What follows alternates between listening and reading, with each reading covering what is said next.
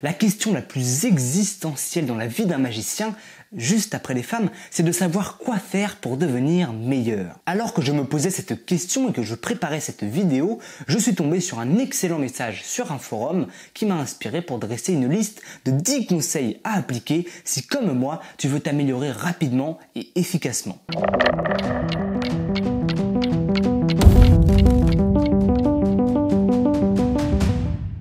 Le premier conseil consiste à se filmer ou s'entraîner devant un miroir. Le miroir, lui, te permettra non seulement de t'admirer, mais surtout de vérifier en temps réel les différents angles à éviter. Si tu travailles un saut de coupe, le tilt ou même un simple break, le miroir sera parfait. Maintenant, l'avantage de se filmer, c'est de pouvoir observer toutes nos potentielles lacunes et de pouvoir les améliorer par la suite. Donc diction, gestuelle, déplacement, etc. En tout cas, je te conseille vivement de rester jusqu'à la fin de cette vidéo car tous les conseils méritent vraiment d'être écoutés et appliqués.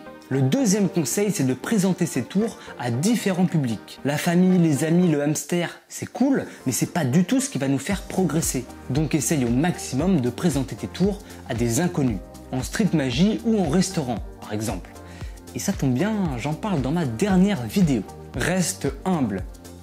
C'est le troisième conseil. C'est très important de ne pas prendre la grosse tête ou de se surestimer. Je suis loin d'être le meilleur, j'ai encore des tonnes de choses à apprendre et je ne suis pas du tout à l'abri de me faire refuser d'une table ou de recevoir une critique. Bref, il faut savoir mettre son ego de côté dans ce métier. Crois-moi, ça pourra te sauver. C'est un peu contradictoire, mais pour atteindre la lune, il faut garder les pieds sur terre. Passons au conseil suivant, mais juste avant, je t'invite à rejoindre Les Coulisses, ma newsletter dédiée aux magiciens les plus déterminés d'entre vous, dans laquelle je te partage mes meilleurs conseils et astuces. C'est le premier lien dans la description. La créativité joue un rôle important, voire essentiel, dans la progression d'un artiste. Je t'invite à essayer de créer tes propres tours à l'aide de tes connaissances ou en t'inspirant de ce que d'autres magiciens proposent déjà. Essaye de mixer deux effets entre eux ou d'intégrer une technique que tu viens d'apprendre dans un nouvel effet. Essaye des choses, n'aie pas peur de tenter des choses qui te paraissent compliquées et fais-toi kiffer en créant tes propres tours. Ça stimulera ton imagination, te forcera à avoir un processus créatif et plein d'autres avantages, comme par exemple se sortir plus facilement d'une situation délicate pendant une représentation. Et je ne pense pas devoir alimenter ce conseil d'un exemple tiré de ma vie personnelle. Comme la fois où j'ai fait apparaître du smecta derrière l'oreille d'une chieuse. Je te conseille fortement pour cette cinquième astuce de te créer des routines. Des numéros si tu préfères. Tu devras lier les tours entre eux pour qu'ils aient un sens et tu devras trouver quelque chose à raconter. Quand on te demandera de présenter un tour, tu sauras lequel présenter en premier et tu auras une suite d'effets déjà prêts. Alors j'ai déjà fait une vidéo sur le sujet, elle date un peu mais me semble toujours d'actualité.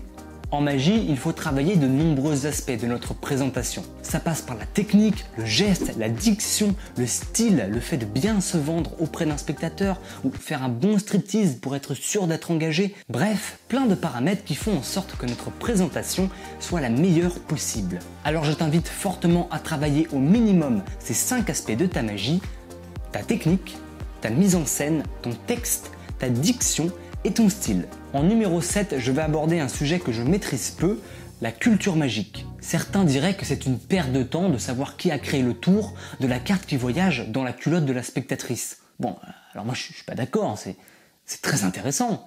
Sans rire, c'est vraiment crucial, ne serait-ce que par respect pour cet art, de connaître ses origines, les prédécesseurs et pères de la magie moderne telle que nous la connaissons, ou simplement le fait de connaître les préceptes, les bases de la magie. Je ne suis pas très calé sur le sujet, mais j'ai pensé faire des vidéos spéciales culture magique où on pourrait parler de tout ça, et où je pourrais inviter des gens plus renseignés et plus expérimentés avec qui on pourrait en discuter. Si vous êtes chaud, dites-le moi dans les commentaires. On s'approche de la fin avec le 8e conseil, ne pas céder aux achats compulsifs. Il y aura également une vidéo sur le sujet prochainement, mais d'ici là, voici un conseil très simple. Attends 8 jours avant de passer ta commande et tu verras si tu as vraiment besoin de ces produits. Profite de ces 8 jours pour te renseigner avec par exemple la chaîne des avis d'Alexis ou le forum Virtual Magie. Évite les gadgets du style pas là là, le gadget de ouf trop à la mode quoi, genre le gadget de ouf. Non, c'est pas ouf ça. Priorise plutôt l'achat de réels outils qui vont vraiment te servir. L'avant-dernier conseil, c'est de trouver des magiciens avec qui échanger. Avec les réseaux sociaux, c'est vraiment super simple. Que ce soit sur Instagram, que ce soit des groupes Facebook ou sur des forums, essaye de trouver d'autres magiciens qui te feront évoluer. Il y a aussi les clubs de magie. Alors personnellement, je n'ai jamais essayé, mais pourquoi pas. Ils organisent des congrès, des rassemblements, des conférences. Il me semble qu'il y a pas mal d'avantages en fonction du club où tu te situes. Et finalement, la dernière astuce, la pépite, le meilleur conseil, celui qui m'a inspiré cette vidéo, ne mélange jamais tes frites avec du Nutella. C'est vraiment dégueulasse, j'ai goûté, c'est infâme. Plus sérieusement, c'est un conseil que donne Darwin Ortiz à la fin de son livre Strong Magic, sur lequel j'ai d'ailleurs déjà fait une vidéo. En gros, ça consiste à faire un débriefing à la fin de chacune de tes représentations, que ce soit en close-up, en salon, ou après avoir fait un tour de magie à une vache si tu habites à la campagne. Je sais pas moi. Il est vivement conseillé de le noter à l'écrit et à un endroit où tu vas pouvoir facilement le retrouver. Par exemple sur ton téléphone. Donc dans ce débrief, il faut noter les erreurs que tu as fait et à ne pas reproduire la prochaine fois. Profites-en pour noter aussi ce qui a marché ou les éventuelles critiques constructives que l'on t'a faites. L'avantage, c'est déjà que tu vas pouvoir t'améliorer, ça va t'éviter de refaire plusieurs fois les mêmes erreurs. Personnellement, j'ai noté ne pas lancer de cartes dans les yeux des spectateurs relous. Bah mais ils cherchent aussi. Et en plus, tu vas pouvoir observer ton évolution.